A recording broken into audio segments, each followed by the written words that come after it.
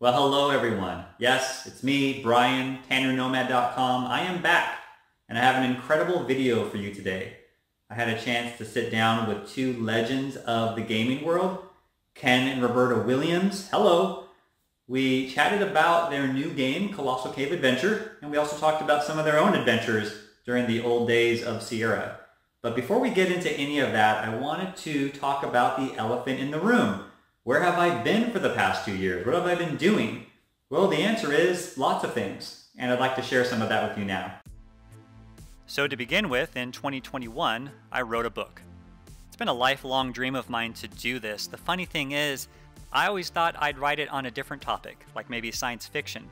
But this is a non-fiction book that explores the scientific evidence for consciousness surviving after we die. So a very fascinating topic, one that I put a tremendous amount of research in, but it really combines a lot of my interests, including science, history, psychology, and theology.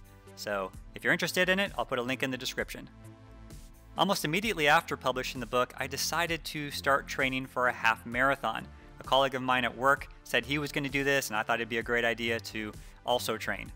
Now bear in mind that I was coming from the couch here. I haven't ran like this since high school, so it took about 4 to 5 months of training and sort of worked my way up to steadily running about 6 to 7 miles a day. So quite an accomplishment. I'm super proud of it. And now I can check that box. Wes, thank you so much for being here. You're truly a legend and an inspiration. Another goal of mine was to meet some of the pioneers of the Apple II world, with the great and powerful Woz being at the top of that list. I achieved that goal. I was fortunate enough to be part of a keynote speech he was doing and basically cornered him in the hallway right afterwards. And he was just so sweet, one of the nicest people I've ever met. And we talked for a few minutes. He signed my Apple II lid. Just a great person. I was also able to meet Roger Wagner, who signed my first edition copy of Assembly Lines, the very same copy from which I learned to program. And he did so in Elvish handwriting, which was totally his idea and I completely approve of.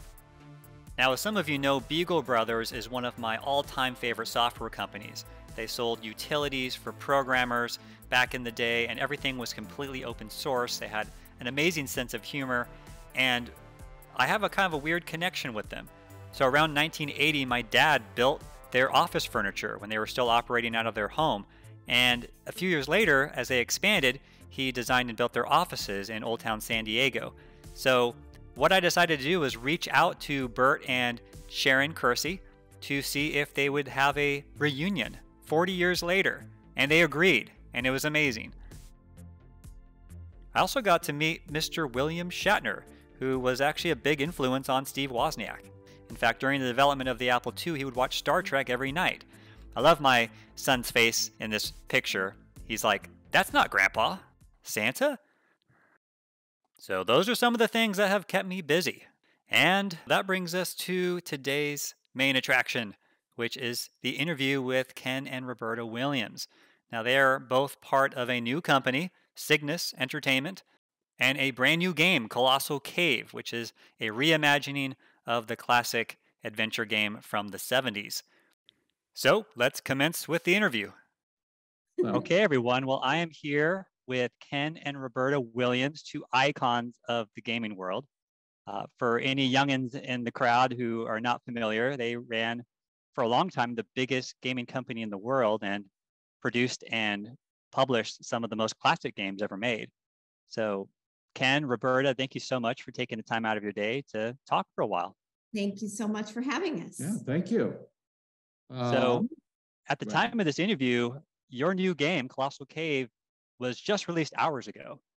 And I'm happy to say I was able to buy it on launch day, and looking forward this weekend to really digging in deep in there. Although I have to confess, I couldn't wait until the weekend. I did play about 30 minutes this morning before work just to experience it. You want to dig in deep on this. How far did you get? I got to the entrance of the cave and got a couple screens in before I had my meeting that I had to go to. Oh, you're just getting rolling. Yeah. Absolutely. Oh yeah, it's going to be a big adventure ahead of me. Well, good. I hope you enjoy it. I think you will. Did they tell you we did a hint line? Kind of, because we were trying to do the full retro shtick, I guess you'd say. But I can give you the number at 206-207-9017. And if you get stuck, call that number and you'll think you're back in 1980s when, Or 1990s. yeah, There's 1990s. a hotline. That's Wait. A incredible. hit hotline, yeah.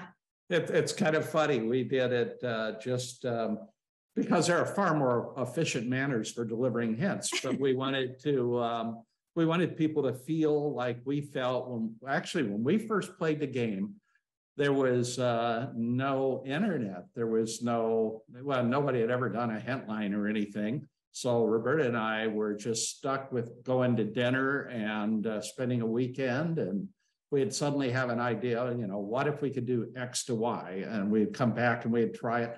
We really played on playing Colossal on Cave. playing Colossal Cave. Yeah, it's not and it's what people are about to go through when they play the game, which is kind of what we played through, which is you really wish you had a hint, but what they've got going for them now is you can go to the internet and Google if you have to, but hopefully a lot of people will just try to fight it out themselves and experience The it the game way is we so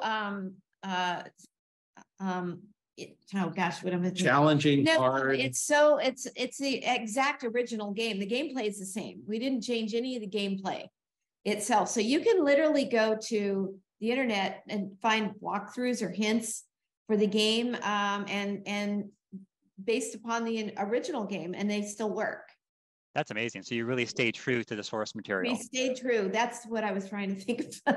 To Well, say. somebody's We charged stayed with true to the game. Yes. Preserving something for a museum. I mean, you can't touch it too much. I mean, you It's got to very really care. true. The gameplay is the actual gameplay of the original. Wow. Were you Yes. working from the source material, or did you just Source have to material. play? Oh, you did. We've got the original source material for the like the 1979, 1980 version, 350 point version, the Fortran, and I think I've learned Fortran just going over the source material, the source code over and over. And if it were a book, all the pages would be all tattered, Yeah. how many times we went over the original Fortran for this game to really understand it. And so it's very true to the original game. So you could go on the internet if you get stuck somewhere and just say, how do I get past the dragon? Or, how do I stop these dwarves from annoying me so much, or whatever? And the answer will be there, and it'll be based upon the original, and it still works. Toughest place of the game, obviously, is the mazes. And we even mapped those to match the original game. Mhm. And that was probably the toughest, because when you're working in a 3D space, it was easy for the original, the original Fortran game to say you go from room 1 to room 7 or something, and Northeast takes you this way. But we start trying to draw it out in 3D, which I don't know if he ever did in those days. Oh, maybe. It gets complex. The game? Yeah. Yeah. Well, to create those mazes in Those 3D. pieces, yeah. Yeah. Oh, yeah. Or just Oh, typing sorry, west Rick. and you're suddenly in the room. And here you actually have to transition. Well, and Actually draw the Have a complete passages to experience come in in the on the environment. right side. Like the maze all alike, you're a twisty little maze, the passages all alike, which is very famous in the gaming world, is it's not just a flat maze. It's got parts where you go down and then under, and then parts that are like a bridge over. And so it's very 3D. Both of the mazes are, which made it kind of challenging. Yeah, you'll go down and wind up in the same room you're in. So we have to think about how to write a passage that, Yeah. because in this game, I mean, it's really immersive. I mean, especially when you're in VR, everything is kind of there. It's you that's doing it. Yeah. And, Oh, even in my brief playing, I played on the MetaQuest too. Huh? So definitely appreciate it. I mean, Oh. it's gorgeous. Just looking turned at it. out beautiful. Thank The you. team did great work. Yes. Anyway, sorry, go ahead. Oh, no, I'm done. Okay. I'm done. Yes. So, I mean, looking at the source material, were there any surprises, like things you didn't expect or even experience as Yeah, I mean, a user? huge point of them that, I mean, people that try to go for the 350 points are going to start experiencing some of those. But the game is, I mean, in a lot of ways, it's more special than people realize, and that we realized, in that the game is kind of watching you play and adjusting itself to you. And it does things like it'll accelerate. There's a lamp that kind of becomes important in the game, because if you're deep in a cave and your lamp burns out, you're going to have a bad day. And the game will notice when you put yourself in an unwinnable situation and suddenly kill you off. Well, it doesn't suddenly kill you off. It kind of warns you that you're Yeah. out of batteries and you'd better get some or something. But it won't. The original game, if it saw that you had gotten yourself in a situation that you just could never get out of and never win, then what the original designers did is they had the lamplight go dimmer and dimmer very quickly until it finally just went to black, and then give you one last chance to get out of there. Now you maybe had a little bit of a chance, but well, we kind of had a conundrum in redoing the game, because there's some things that it doesn't warn you about. I mean, the game doesn't tell you what it's doing behind the scenes. And until we read the source code, we didn't realize. But if you take instructions, you get a much longer game than if you don't. And of lamplight. So, because imagine if you don't take instructions, it only gives you a much fewer batteries in your lamp. Well, then even if you have a saved game and restore it, it's not going to help you, because if your lamp's about to go out of batteries. Let me explain it a little better, because this was a conundrum. And I really kind of saw that. And I was like, how do we deal with this? How do we deal with this? At the very beginning, when you start up, it asks if you would like to take instruction or no, and you can say yes or no. And if you do, and this is original in the game, and we also have it in as well. If you say yes, I want instruction, and this is going to sound like dirty pool, but this is the original designers. It kind of shows how they would think. If you say yes, we want instruction, it will give you, and the original game was turn-based because it was text, and it was turn-based. And we did figure out a way to replicate a turn-based game, the feel of it with ours. But anyway, so it gives you 1,000 turns of lamplight in the original game if you take instruction. If you say, no, I don't want instruction, I'm just going to go on in the game and just start playing, you only get 330 turns. So that's 1,000 turns versus 330 turns. The other thing that it does is so that sounds good. So obviously you want to take instruction, right? Why not? I'm glad that I did. I selected that option. So what's the point of why would they have another version or another choice where you only get 330 points? Why would they do that? And that was a conundrum that I had, because the other thing that they did is if you do take instruction, you lose 5 points. If you don't take instruction, you get to keep your 5 points. And the game has a 350, if you play a perfect game to get the points, you want to get the full 350 points. But they don't tell you that if you take instruction, you'll lose 5 points. They don't tell you. There are other hints throughout the game that the original game had, and we have them in, where they do tell you, if you take this hint, how do you get the bird, catch the bird, or, how do I get through this maze or whatever? They give you the hint. They'll say, yeah, but this will cost you 2 points if you take the hint, or it'll cost you 5 points if you take the hint. So you're warned beforehand. But in the case at the very beginning, when it asks you if you want instruction, they don't tell you, oh, you get more lamplight with it, taking it, less not taking it. And oh, by the way, you'll lose 5 points if you take it, even though you get 1,000 more, you get 1,000 turns. So they don't tell you. And I thought, they tell you when they give you the hints, they tell you this is going to cost. And I started thinking about it, thinking, well, maybe we should tell them that if you take the instruction is going to cost you 5 points. We almost put it in. And then all of a sudden I said, you know why? I think I know why they did that. They knew that if they told you that if you take instruction, you're going to lose 5 points, most people are going to say, well, I don't want instruction then. And then they get a lot less lamplight.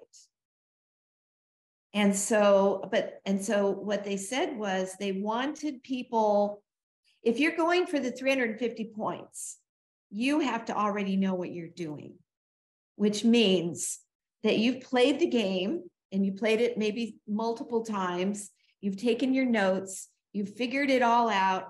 You've got your strategy ready to go. And you don't need 1,000 lamplight turns. That part of the thing of going for 350 points is, can you do it in 330 turns? Yeah, I think that definitely makes sense, That's versus why they didn't tell you.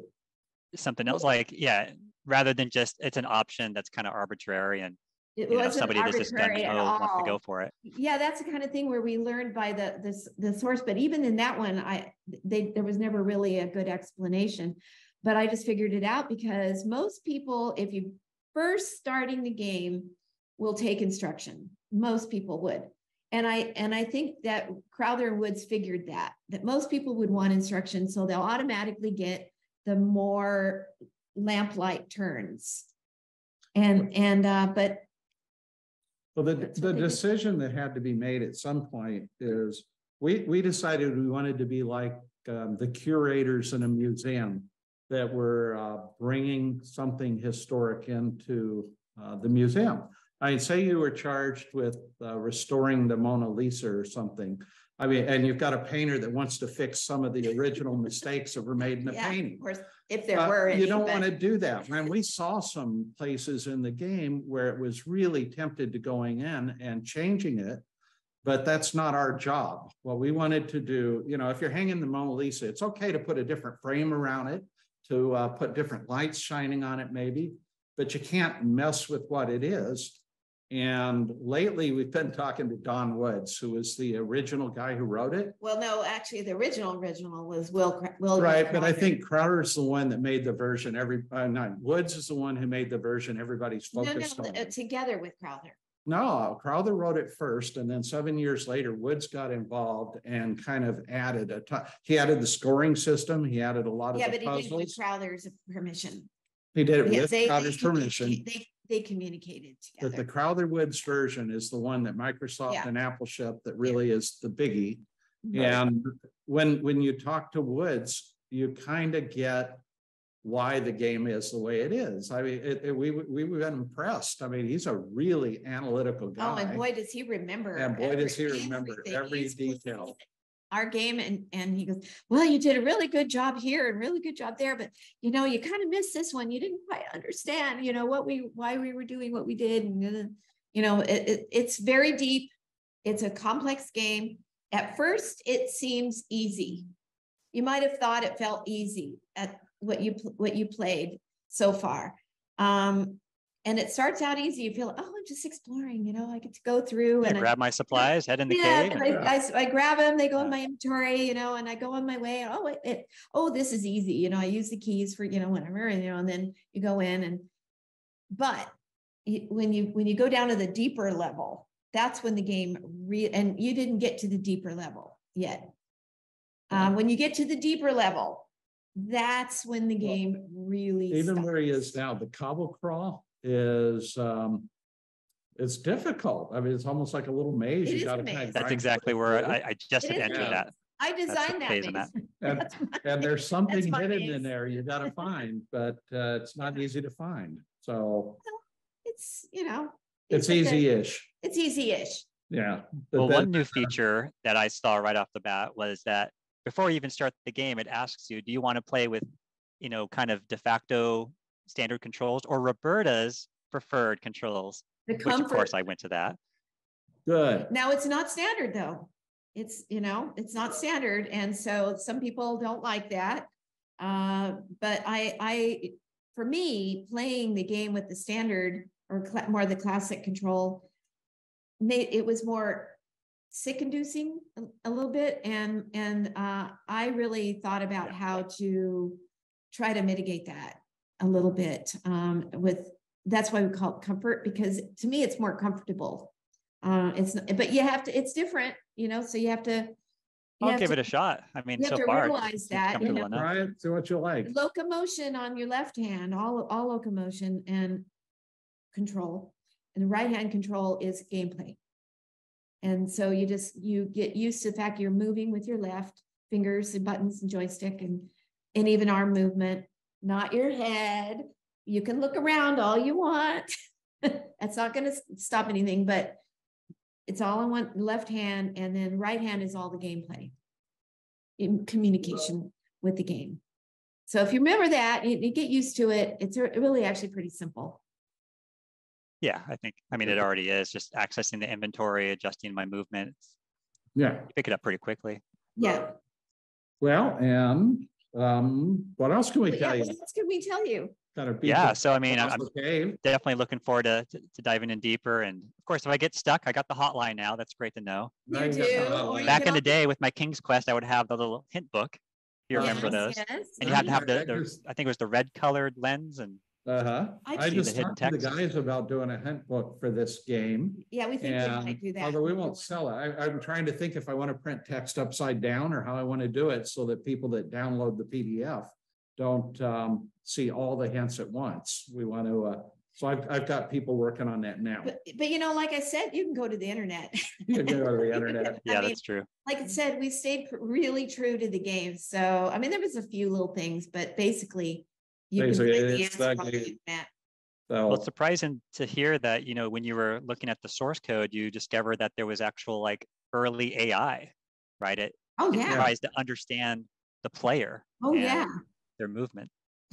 That's right. And there's some places that if you get yourself into, or you don't do something, or you lose something, the game knows that you're not going to win. You're not. And like I said, it lowers your lamplight to like 15 moves or something like that. And then down you go. You're in the dark and you're going to fall into a pit. And yeah, I mean, it was pretty primitive stuff, but it was there. It was things that we never realized were there. I mean, if you think there were, you really have to view it in historical context. Even Sierra's games, if you look at Mystery House now, all you see is the crappy graphics. I mean, it was Roberta's art, so I don't want to. I don't want to pick on her, but I mean, it was not. I had to use, this primitive graphics tablet with this articulated arm, to try to draw. I mean, yeah, it was. I mean, there were no art tools. There was. You really have to evaluate in the context and say, "Here's your game," or "Here's your challenge, Ken." Roberta wants 100 pictures. You've got a floppy disk drive that's slow.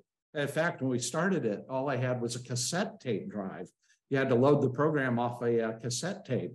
And she wanted 100 pictures, and there was no art tools. There was no engine. There was no nothing. I mean, there wasn't even a text editor. I had to write my own text editor in assembler language. In fact, there were no computer games then with art at all. Yeah.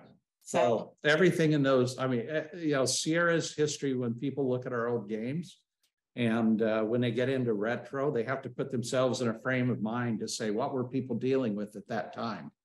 And you see the history of computing kind of in Sierra, because we spanned from 1980 to basically 1995. And in that 15-year period, there was just a lot that happened. We went from me seeing my first calculator in college to a pocket calculator. I mean, never conceived of something like that up till us doing multiplayer games. So, I mean, do you see the difference between 1980 and the mid 90s as comparable to when you left the gaming industry and then came back? Or is it more similar than it is different? No, it's way different. I mean, in a million ways, the development tools are so much better, and you can move so much faster. I mean, in some ways it's the same, and it feels like we never left. In some ways it's the same. I'd expected the kinds of games that were being developed to evolve more. And they have. I mean, there's some ways in which they're different, and the business models have certainly evolved. But you would think for 25 years. It evolved as much as you might think. I mean, the second to the last game I worked on before we, Sierra, we sold Sierra, unfortunately, was Phantasmagoria. And that was a very difficult game too, and very, very high tech. I mean, I don't think anybody's made a game like Phantasmagoria, and not because it was bad or a bad idea. The way we did it with actors on a green screen, or blue screen, we did blue screen, and putting the actors in a 3D rendered world the way we did, and the intense story that went with it was really, that was very difficult and very high tech and very ahead of its time. Oh yeah. So I don't incredible. feel that this was, any more difficult. In fact, less difficult than that. So it wasn't that hard to get back into it. But one of the things that surprised me, I think the people, the game players are different than they were in the 80s and the 90s. They seem less patient. They seem, they just want to get there, do it, have instant gratification, everything, you have to have the highest tech, and it has to be whiz bang, it has to be, really, I mean, and not that we didn't want, better and better for each game back then. We certainly did. And Sierra was definitely a part of that. But there was just a lot more patience with playing computer games, video games back then. Strategy games were really, really important. Complex games did really well. Puzzle games did really well. People wanted to think and take their time, but not today. And that's where we're noticing that. And yeah, I find totally that kind of agree with sad, that. actually. Well, there was kind of a different feeling too, in that in those days, parents, I mean, it was really, really important to them to get a computer for their kids and for their kids to play and learn. Yeah, and they were thought of as, and gaming was thought of as being pivotal or important to the education of the education of the children. Yeah, not just really entertainment. And it was important that every game kind of teach something and feel educational in some ways. And some of it was just because computers weren't really understood even what they could do yet. Right. They were kind of new. So it's different. Now it really is more of a mass entertainment device and instant gratification, things like that. Yeah, and I don't think parents really think that getting their kids a computer these days is as important as when I was growing up. It was a big deal to get the Encyclopedia Britannica, and people would go door to door to sell it. Well, the calendar, I didn't do it. That I used to read the encyclopedia too back in the day. Yeah, no, everybody waited for I National Geographic. I wonder what the world looked like. And I wanted to, understand the world. Yeah, I mean, well, I kind of going back to what you're saying about, players these days. I totally agree with you, because if you think back to King's Quest, part of the fun and the challenge was the trial and error, trying out new tactics, and of course, drawing out the whole map of Daventry as well. Exactly. And Zelda, same thing. But now, like you said, you kind of you expect to have that. And it's a turn off. You go like, what? Well, I got to think about stuff, memorize it, huh? Yeah, I have to memorize. What did I do? Where did I drop that item? I don't, I remember dropping it, but where did I drop it? Yeah, we're comfortable that we actually have a mapping system. Those people are out there, or we wouldn't have built this game. There are a lot of people that are really going to love this game. Yeah, they will. We realize, I think that certain niche of people will really love it, because it is a great game. It's a great game. The deeper we got into it, we saw how I hate using the word deep all the time, but complex. I mean, intricate. It's you don't see it at the beginning when you first start playing it.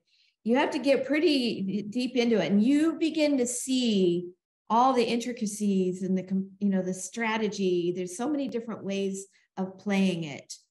We have a couple of speedrunners working for us, and they each have their own way of getting through it, and sort of racing each other. And they have their own strategies, because there is more than one way to play this thing and still get through it. get you 350 points if that's what you're going for, although you don't have to. Right. There's so many different ways of playing it, but you don't realize it when you just play it for half an hour or an hour and then you think you know the game. Well, in the mazes, You don't know the game. there's actually 3 different ways to solve them, and but you'll get there. You'll have fun. Well, I mean, it sounds similar to, you know, King's Quest, Space Quest, Gold Rush, like all these different ways. In certain ways, yeah. In certain ways. I mean, it's harder though. And you are going to die. And it's not a block-based So game, save like your you game. said. I'm going to say it to everybody out there. Save your game often.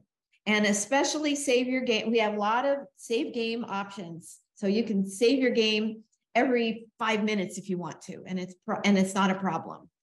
I mean, I kind of envision at some point there's going to be YouTube videos, just like there are for Phantasmagoria, King's Quest, where there's almost just as many videos as ways to die as walkthroughs. And I don't know if you've ever seen any of those videos, but they're hilarious. No, just going through all the different ways that you can perish. Yeah. There will be. You can perish in this one. Yes, you can. So that's another reason just to save often. And if you do, you won't, you know, you may have to backtrack a little bit, you know, or something, but that's not a big deal. No. So that's something that I think maybe people aren't used to doing that as much in today's world. And in this world, you have to. I'm excited to introduce my daughter to playing this game because I think this will be her first adventure game she's ever played, and yeah, we're she'll be finding playing it on a device that she's familiar with. You know, we've had kids play it, and kids love this game. Well, especially on the Switch. It's I going don't to be know on if you the have a Nintendo Switch. like this. But kids really love it. I think but that's because I think kids, if they're not, you know, too old, you know, maybe by the time they're 15 or 20, maybe they're getting past the age of wanting to try new things. But when they're younger, how old is your daughter? She's 8. Oh, perfect age. Yeah. Perfect age. She's still open to whatever, you know. Totally. She doesn't have any preconceived notions of what it should be or shouldn't be. And so she's perfect. And I think she'll love it. I think when you start getting, you know, your late teens and getting in your 20s, you're a little more set in your ways as to how you want to play a game. And you might come to some quick decisions about what you think of it. Maybe a little too quick. What do your children think about all this, about you two going back? One is working with us now. He's working with us in marketing, and he is a genius marketer, and he's helping us a lot. And our other son is a software engineer, but he is working with Intuit as a software engineer in San Diego, and loving life. Perfect. That's Well, big the company. other son that's working with us got addicted to all the history of this game. He if you go onto YouTube and kind of type this game and start looking at, I don't think people realize the Patricia Crowther, which was Will Crowther's wife, was a very serious spelunker. I mean, in the old days, you know, the Mammoth Cave system was not explored, and I think it's the biggest cave system certainly in North America. And she explored it and even discovered connections to other giant cave systems. And herself, she's in the spelunker encyclopedia. She's the one that discovered this one little place you squeeze through and you get in a whole nother giant cave system. Right. The game, so she's like famous in spelunker world. Is history for, well, just lots and lots of different reasons. If you start Googling the old history, and that's one thing that we missed in that we had a meeting today with the team thinking, how can we tell people about the richness of the history? But because a lot of people just see it pop up on Steam, they don't know what it is. And they say, oh, what the heck, Ken and Roberta seem famous, we'll try playing it.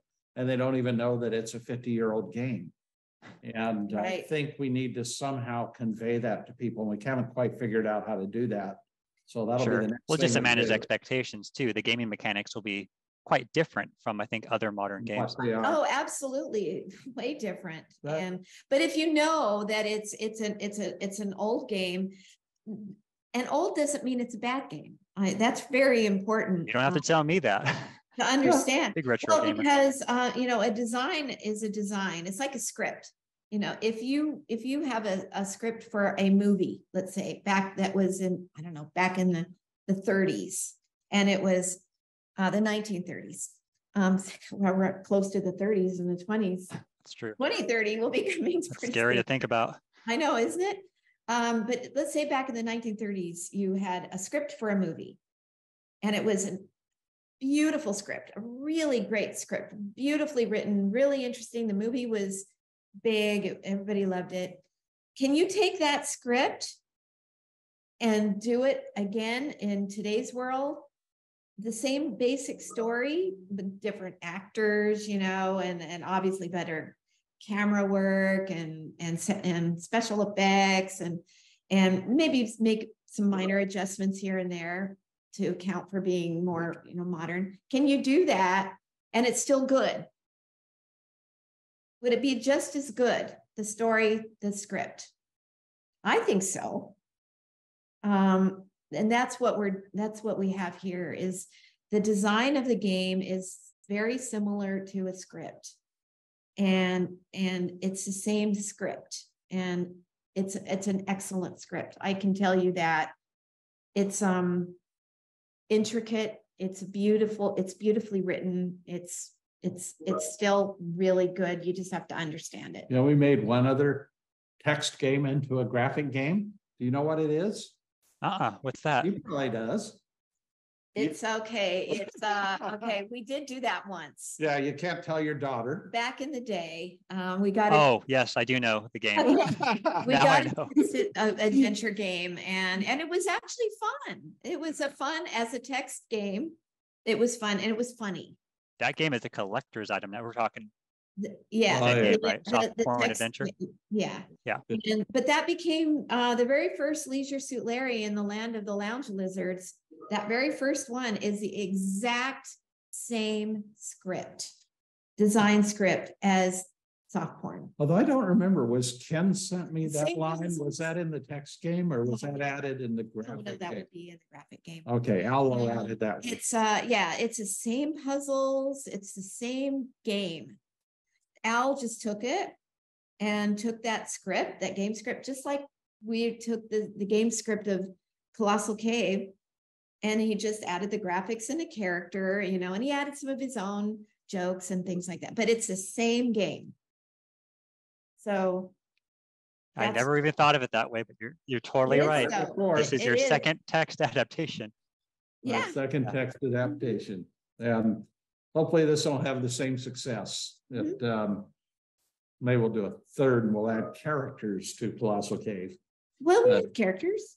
We do have characters, but it's not plot-based the way that a lot of the It doesn't have a storyline. Doesn't really have a storyline. Although I did some things to insinuate a plot to a certain extent. You don't get it at first, but you start getting it as you get deeper into the cave. You got to get deeper into the cave to really. Well, I'm excited to do that. Okay, well, we talked about that game. What else can we tell you? Yeah, so I'd love to chat a little bit about maybe some of the early days. So, during my formative years, I really grew up playing your games. So, as excited as I have been to do this interview, in some ways, I've been looking forward to it since I was a 7-year-old kid, right? Yeah. And I remember on the back of the Sierra boxes, there's a picture of Roberta. And I think that's probably the first time I actually saw a programmer. No, the game boxes. Oh, the game boxes, yeah. Like King's Quest. You look at the back. What? Yeah, on the back of several of your games, you would have pictures of the designers, and it was kind of like a book. And I just thought it was a really cool thing to do. You're giving me so much fun. Pretty special. No, that was part of Sierra's. Well, that flowed from my belief that a game. You always said it was like going to dinner with the designer. You really wanted the personality, the passion.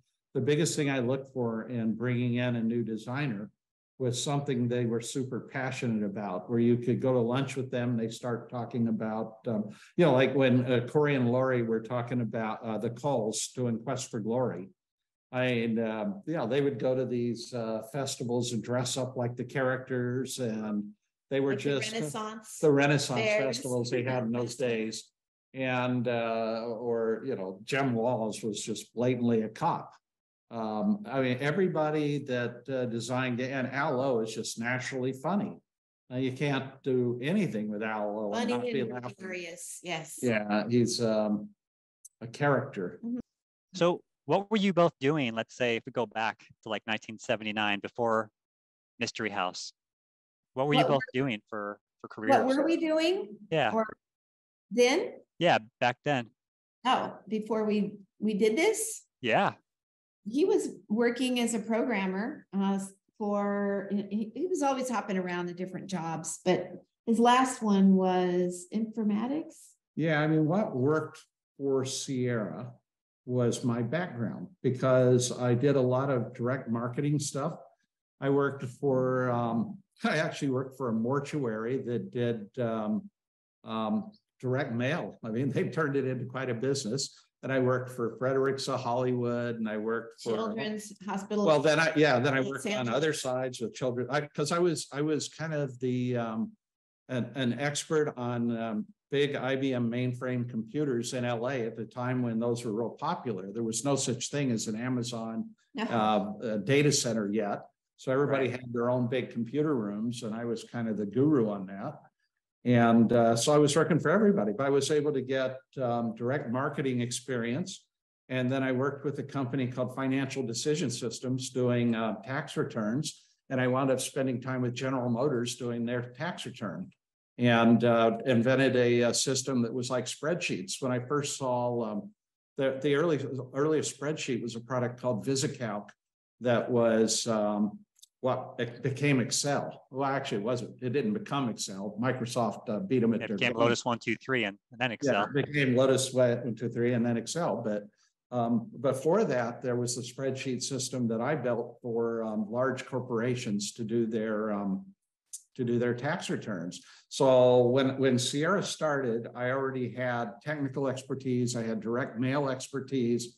I had I was immature. I was a dumb 19-year-old kid. You weren't 19. I was what, 25? You were 24. 24. I was not, and I was not. I think I was really good technically, and I really understood direct mail. And I also, when I'd been young, I had wanted to be an accountant for some reason, because I had this vision that stockbrokers made lots of money.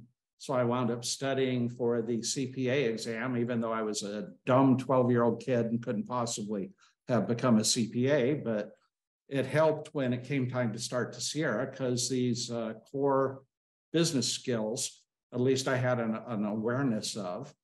And, and then we were certainly in the right place at the right time. If I were to ask or offer any advice to anybody as to how to succeed, being in the right place at the right time. And that old line, a rising tide raises all ships.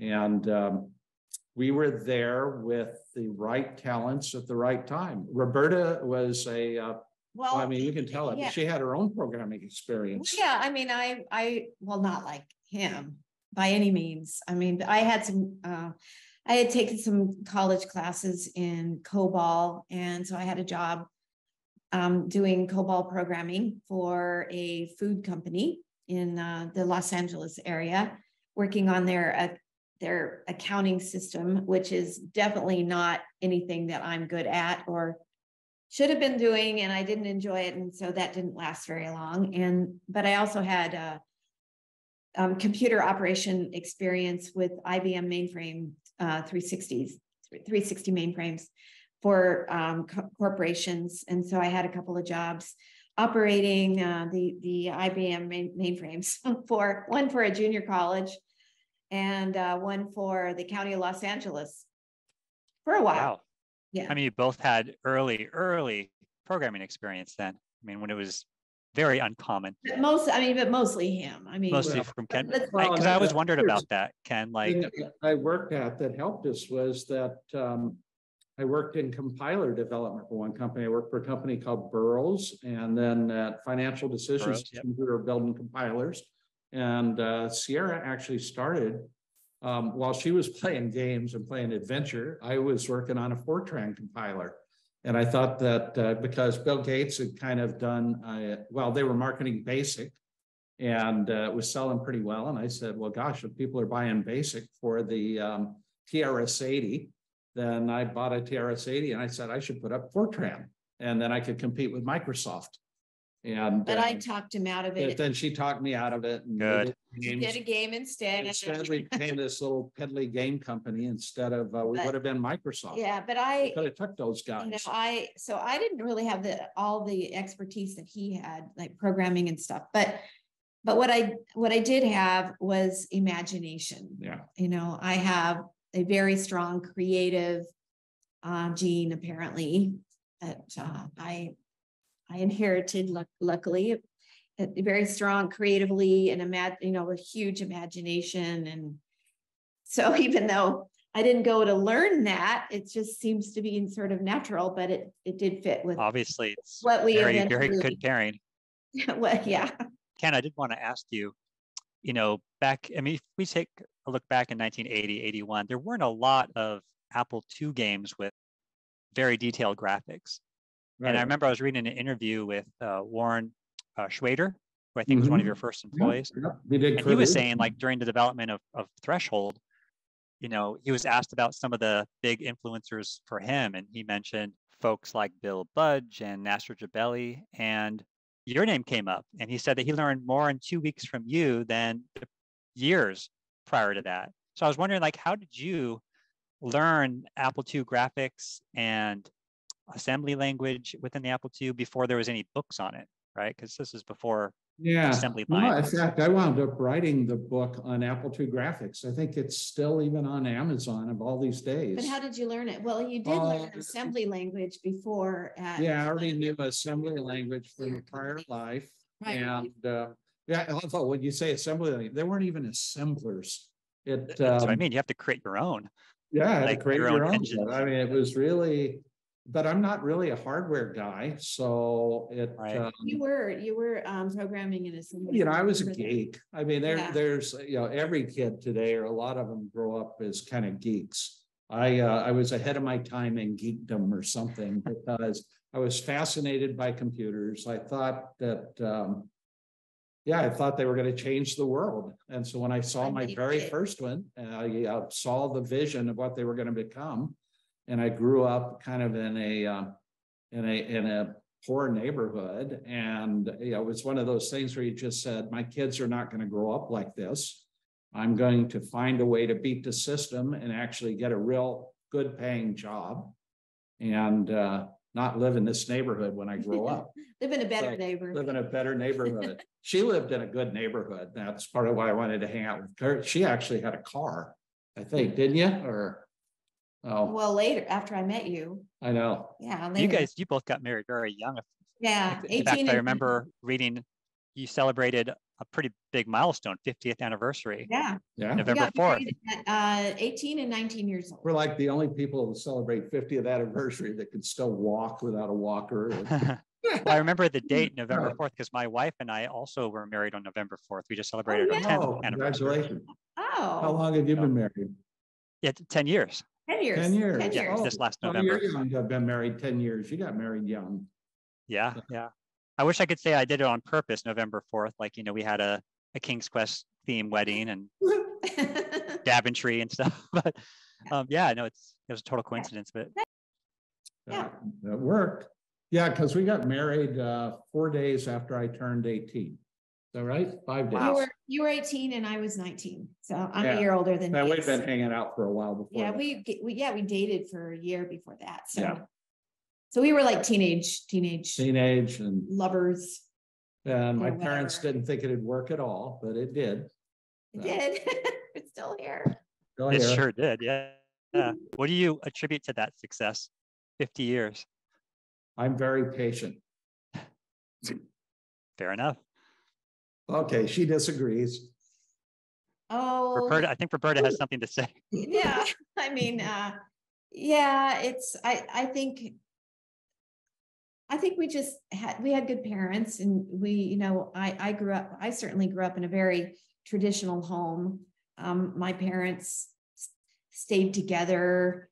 and my grandparents stayed together. In fact, my whole family, they were, on both sides. It was a family where they all stayed together. So in my opinion, coming into marriage was that you get married, you stay together. It's like a black mark somehow, if you divorce. So, and I just was not one of those that wanted to go through that. Better to work things out. 50 years, it's not like it's been, perfect every day. We've had our issues, you work through them. Probably more people should try to do that. It seems like it's only been 1 year. We were just talking last night about how fast time is moving. It seems like time's moving way too quick. So doesn't seem that long ago we did Sierra. We're starting to seem like we're very old people. We're not. Ken, where's my walker? Did you put it somewhere? No. No, honestly, we're very active people. We're very, very active people. And well, we're hoping now that the game is out, we can resume our cruising around the world. Yeah. I saw on your website, you were kind of vague about your next step, because you said this might be the last game. It might not be the last game. We don't know. We're just we're people that if we get an idea in our head, we're going to go do it. Yeah. And in fact, we've always said to each other, we better not mention, oh, let's go do, XYZ, because we might do it, if one of us mentions it and it's maybe a little out there, and before you know it, we go do it. So sometimes we have to be careful what we, before, because we know just about anything one suggests to the other one, we're going to probably go do it. And then that gets us into big challenging areas. And so, like this game, this was kind of like a suggestion, and here we are. A suggestion, and you just stayed committed. And we did it.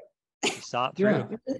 Do it. Well, I think whatever we do, we kind of do with both feet. And we don't stop, and we do it. And we don't stop, even when we should. When we say we're going to take our boat and go to Japan, we do it. We don't. Once you accept the challenge, you got to do it. And you do it. We don't give up. And however hard it takes or long it takes. We have a lot of friends that think that we went away or that we died or something, because really when we started on this game, it took over our lives, and it's all we did for 2 years.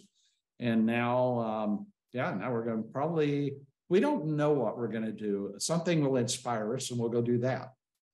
But fortunately, we're in a position, because Sierra sold well, that, and we invested wisely after Sierra, that, we can do kind of what we want.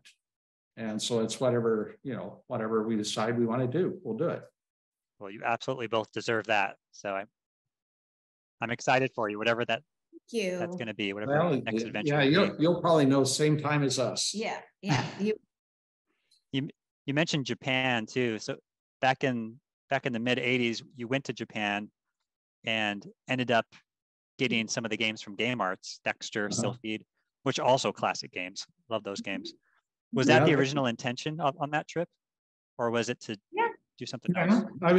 We were hoping that it would be kind of a two-way exchange, and that we would get a lot of revenue out of selling our products in Japan and get a lot of revenue out of selling Japanese products in America. So, but we never really kind of were successful selling our games over there, because more so the other way around. Yeah, it worked well. The games we brought over from Japan, Frogger, we sold a lot of Frogger. And so it did work that we were able to bring Japanese products into America. But at the time, there was only the NEC 9801 that was not really a good game machine. It was only remotely IBM compatible. So I don't think we ever grossed a whole lot over there. In fact, we licensed products. So King's Quest did come out on some of the other platforms, but we weren't really involved beyond licensing it. So but it was great. Sylphied was awesome. Dexter was awesome. Great soundtrack. The music from is it Sylphied, I think. Yeah, Moonlight Sonata. When that comes on, I still always think of that game.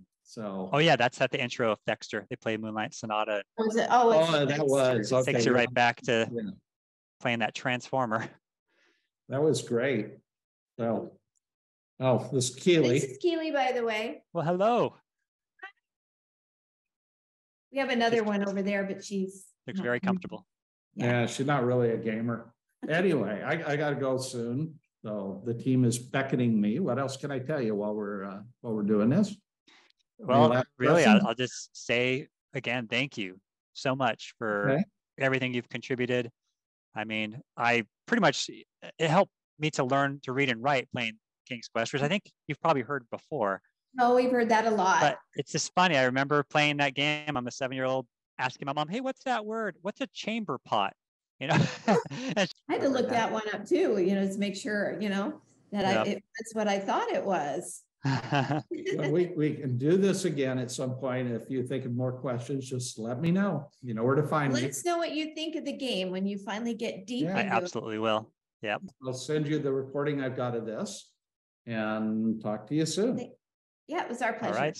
Sounds Thank good. you. Thank you both. Thank you. Bye. Thanks. Now, if I can find the button.